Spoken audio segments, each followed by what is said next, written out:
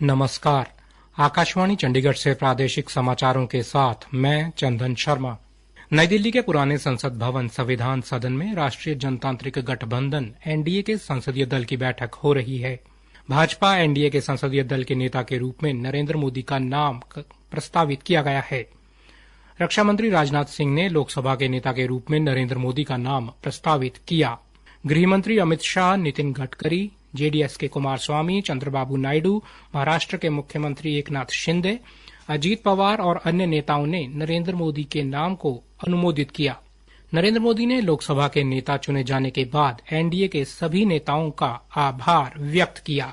Reserve bank ने द्विमासिक मौद्रिक नीति समीक्षा में रेपो दर 6.5% पर ही रखने का फैसला लिया है। शीर्ष बैंक ने लगातार 8वीं बार रेपो दर में कोई बदलाव नहीं किया। स्टैंडिंग डिपॉजिट फैसिलिटी दर 6.25% पर और मार्जिनल स्टैंडिंग फैसिलिटी दर तथा बैंक दर 6.75% पर ही रखी गई है। मौद्रिक नीति समिति ने 2 के मुकाबले 4 के बहुमत से ये फैसले लिए। समिति ने आर्थिक वृद्धि को बढ़ावा देने के साथ साथ मुद्रास्फीति को लक्ष्य के भीतर रखने पर बल दिया। शीर्ष बैंक की मौद्रिक नीति समिति की 3 दिन की बैठक 5 जून को शुरू हुई थी। बैठक के बाद निर्णयों की घोषणा करते हुए आरबीआई गवर्नर शक्तिकांत दास ने कहा कि मुद्रास्फीति और आर्थिक वृद्धि का संतुलन अनुकूल रहा है। रिजर्व बैंक ने वर्तमान वित्तीय वर्ष के लिए आर्थिक वृद्धि दर अनुमान 7% से बढ़ाकर 7.2% कर दिया है। राष्ट्रीय परीक्षा एजेंसी एनटीए ने कहा है कि राष्ट्रीय पात्रता सह प्रवेश परीक्षा नीट यूजी की कट ऑफ में वृद्धि परीक्षा की प्रतिस्पर्धा और उम्मीदवारों के उच्च प्रदर्शन मानकों को दर्शाती है। एजेंसी ने नीट यूजी परिणामों के संबंध में हाल के विवाद के संदर्भ में ये स्पष्टीकरण जारी किया।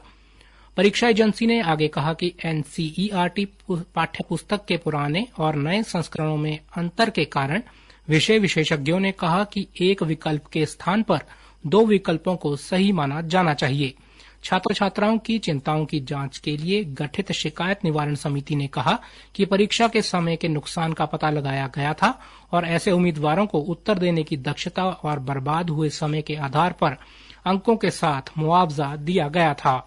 हरियाणा सरकार द्वारा किसानों और खेतीहर मजदूरों के लिए चलाई जा रही मुख्यमंत्री किसान एवं खेतीहर मजदूर जीवन सुरक्षा योजना में आयु सीमा को समाप्त करने का बड़ा फैसला लिया है।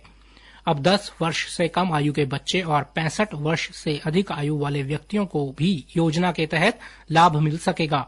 इस योजना के अंतर्गत किसानों, खेतीहर मजदूरों, मार्केट यार्ड में काम करने वाले मजदूरों को कृषि मशीनरी पर कार्य करने के दौरान मृत्यु या अंगहीन होने पर 37,500 रूपये से लेकर 5 लाख रूपये तक की वित्तीय सहायता प्रदान की जाती है। यह निर्णय मुख्यमंत्री नायब सिंह की अध्यक्षता में हुई कृषि एवं किसान कल्याण, बागवानी विभाग और हरियाणा राज्य कृषि विपणन बोर्ड की समीक्षा बैठक में लिया गया। मुख्यमंत्री ने बिंदुवार सभी परियोजनाओं की समीक्षा करते हुए विस्तृत दिशा निर्देश दिए। नायब सिंह ने अधिकारियों को निर्देश देते हुए कहा कि सभी परियोजनाओं को तब समय अवधि में पूरा किया जाए। किसी भी स्तर पर किसी प्रकार की ढिलाई बर्दाश्त नहीं की जाएगी। हरियाणा के मुख्यमंत्री नायब सिंह की अध्यक्षता में हुई बैठक में लोक निर्माण एवं हरियाणा राज्य कृषि विपणन बोर्ड की सड़कों की मुरम्मत के लिए विशेष अभियान चलाने का निर्णय लिया है। इसके लिए 1636 करोड़ रुपए की राशि की स्वीकृति भी प्रदान की गई है। बैठक में जानकारी दी गई कि राज्य राजमार्ग व जिला प्रमुख सड़कों की मुरम्मत प्राथमिकता के आधार पर की जाएगी तथा लगभग 1500 कार्यों को सितंबर तक पूरा कर लिया जाएगा। कुछ सड़कों की निविदा प्रक्रिया पहले ही पूरी हो चुकी है। हरियाणा राज्य कृषि विपणन बोर्ड ने 17 जिलों में 384 सड़कों को चिन्हित किया है, जिनकी लंबाई लगभग 1100 किलोमीटर है। जिनमें जिला स्तरीय खेल महाकुंभ का ट्रायल कल से 10 जून तक आयोजित होगा। इस ट्रायल में बेहतर प्रदर्शन करने वाले खिलाड़ियों का चयन किया जाएगा। चयनित होने वाले खिलाड़ी को राज्य स्तरीय खेल महाकुंभ में भाग ले सकेंगे। प्रादेशिक समाचार समाप्त हुए।